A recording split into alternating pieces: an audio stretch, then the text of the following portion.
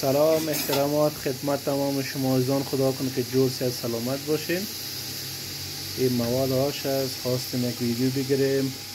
امشب آش تیار میکنیم دوستان. آش پخته کردن خود بسیار آسان است، خواستم یک ویدیو بگیریم با شما شریک بسازم. این موادش است،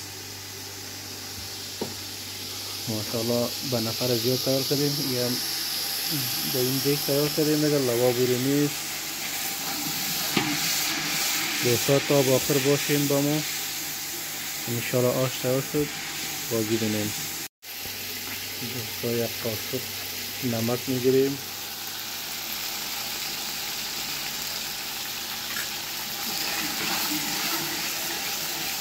و همچنان مساله یک قاشق گرفتیم.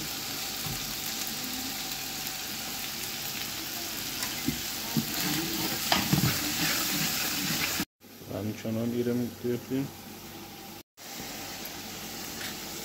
دوستا سیرم یک قاشق سیرم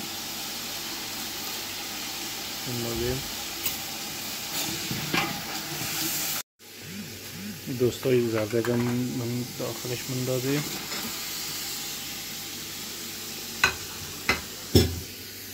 همچنان کچالو را هم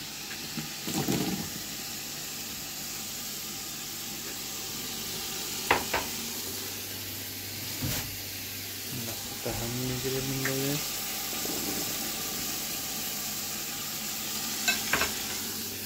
همچنان دشنیچه هم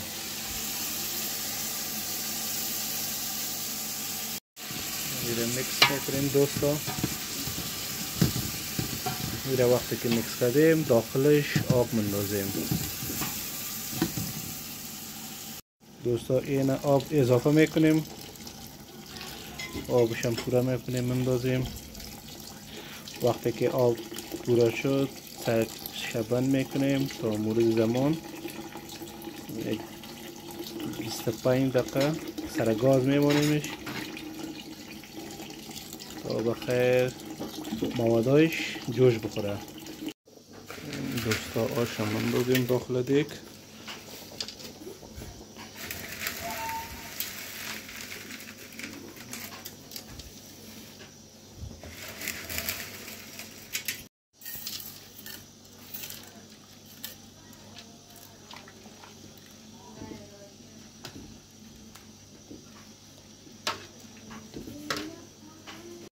سرش قید کنیم.